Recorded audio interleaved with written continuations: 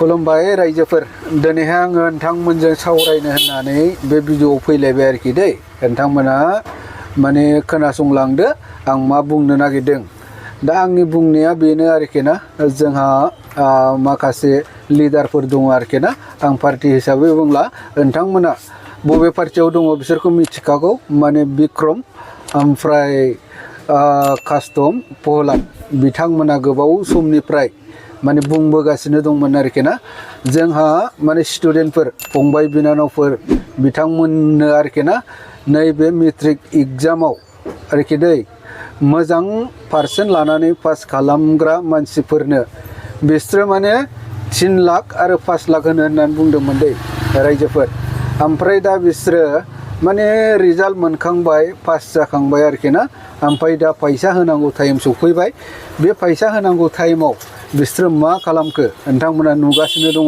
भिडिअनि गेजेरजों बिसोरो बबावबा USA नो बबावबा थाइलेण्डनो बेबायदि जायगायावसो बेरायनानै दङै आरोखि दा बेरायहैदों ना खारखुमानानै थाहैदों बेखौ आंहा सन्देह दं आरोखि ना नङाबाथ' बे गथ'फोरनो फैसा होनांगौ टाइमावसो माने बिसोरो बेरायहैनांगौआ बेथ' थिग जायाखै नङा होमबा गावसोरनि खोथा होदोंमोन 3 लाख आरो 5 लाख होननानै जेब्ला होनायनि टाइमा सफैबाय होमबा बिसोरखौहाय माने थाइलेण्डआव जुदि नुयोब्ला सोरनि माबायाव सन्देह थाया जानो नङा होमबा बिनि थाखायनो आं बे भिडिअनि गेजेरजों खावलायहरो आरोखि ना नोंथांमोनाबो नायलां रायजो राजाफोर खोनासंलां आं मा बुंनो नागिरदों बिथांमोना बेबायदि होनदोंबा आरोखि ना स्टुडेन्टफोरखौ बेबायदि थगायनानै दोननो नाङा 3 लाख आरो 5 लाखखौ स्टुडेन्टफोरनो होनानै आरोखि ना बिसिनि गोसोखौ गोजोन होदो आरोखि ना खुसि खालामदो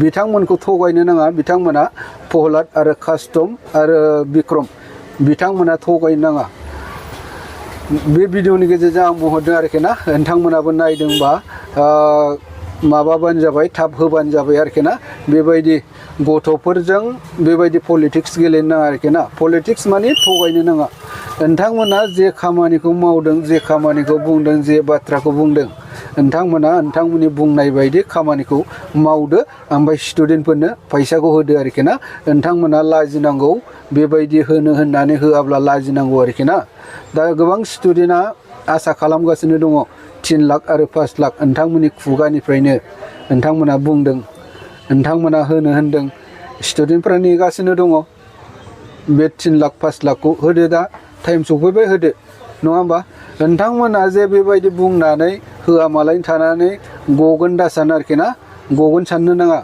नोंथांमोनखौ जोङो बे ससियेल मिडियानि गेजेरजों बुंबायानो थागोन आरो बुंलांबाय थागोन आरोखि ना मानो होननानै बुङोबा स्टुडेन्टफोरखौ बेबायदि थगायनो नाङा स्टुडेन्टफोरनि गोसोखौ एसे मोजां खालामना होनांगौ आरोखि ना नोंथांमोना जे खोथा होदों 3 लाख आरो 5 लाखनि जेरै बुंदों ओरै खामानि बिनि थाखायनो आं भिडिअ खालामनाय जाबाय नोंथांमोना नायदोंब्ला आरोखि ना नोंथांमोना स्टुडेन्टफोरनि फैसाखौ थाबैनो होदो आरोखि ना नङाबा जोङो बे ससियेल मिडियानि गेजेरजों बुंबायानो थागोन बखिबाय थागोन आरोखि नोंथांमोनखौ आरो स्टुडेन्टफोर दाख्लै पास जालांनाय मोजां पार्सेन्ट लानानै पास जालांनाय फंबाय बिनानावफोर नोंथांमोनखौबो आं बुंहरो आरोखि ना नोंथांमोननो बिक्रम आरो कास्टम मोनहा 3 लाख आरो 5 लाख होनायनि खोथा दंमोन नोंथांमोनाबो माने ससियेल मिडियानि गेजेरजों गोबां समनिफ्राय नुबोबाय थाखादों दा आं बे बाथ्राखौनो बुंदों आरोखि ना दा नोंथांमोना खोन्थाहरदोल' आरोखि ना सोरनो 3 लाख होखो 5 लाखखौ सोरनो होखो नोंथांमोना सोरबा मोननाय दङबा कमेन्टनि गेजेरजों फोरमायहरदो आरोखि ना आंनि मिथिनायावथ' आरोखि ना आंनि मिथिनायावथ' माने दिनैसिमाव सासेबो मानसिनो बिसोर होनो हायाखै आरोखि ना स्टुडेन्टफोरनि फैसाखौ होनो हायाखै ओमफ्राय दा बिसोरो खारखुमागासिनो दङ आंनि सन्देहआव आरोखि ना खारखुमादोंसो आं सानगासिनो दं आरोखि ना दा नोंथांमोना कमेन्टनि गेजेरजों आं दा बबे जायगायाव बेरायदों मानो थांदों बबे जायगायाव बेरायहैदों नोंथांमोना आं बे भिडिअनि गेजेरजों होलांगासिनो दं दै लोगोफोर नोंथांमोना नायलांदो कमेन्टआव फोरमायहरदो आरोखि बिथांमोना जे बेरायहैदों बे बेरायनाया मानि थाखाय नोंथांमोना बे भिडिअनि गेजेरजों नुलांसिगोन आरोखि ना आं देखायलांनि भिडिअखौ नायलांदो different the color, because different the fruit they eat. The white one is the mulberry leaves, the golden is the cassava leaves, and the golden leaf in hot temperature. It has a lot of protein, high nutrition. People often use them to make a face mask and for skin care cream. Now I want to show you how we take the fiber from the cocoon at the machine. Okay, so ladies and gentlemen, can I have the button, please? We harvest the cocoon, we boil it in the hot water to soften it, so we can find this is the end of silk, right? You can chop here, you can chop the fiber. Yeah, because the fiber from one cocoon very very thin, easy to break.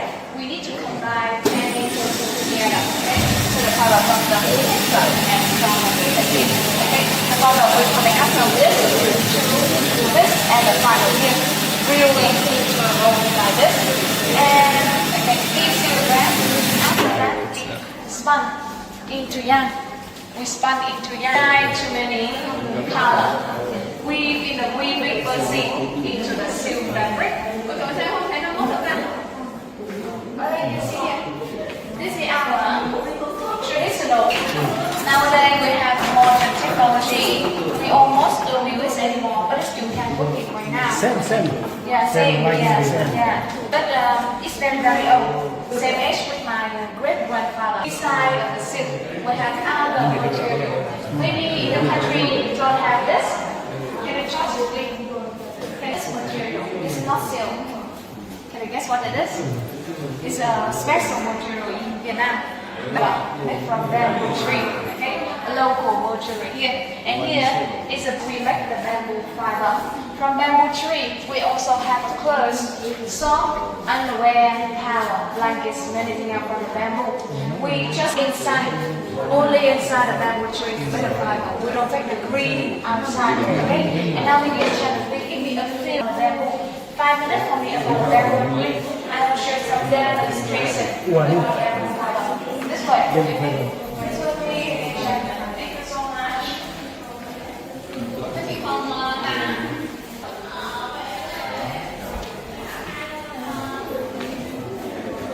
Đây là hôm nào có sao mà ní?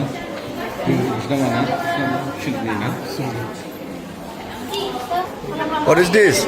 Bubble tea, bamboo tea. Bamboo tea. Okay. Bamboo tea. Thank you, sir. Bamboo tea. And have a seat inside. Okay.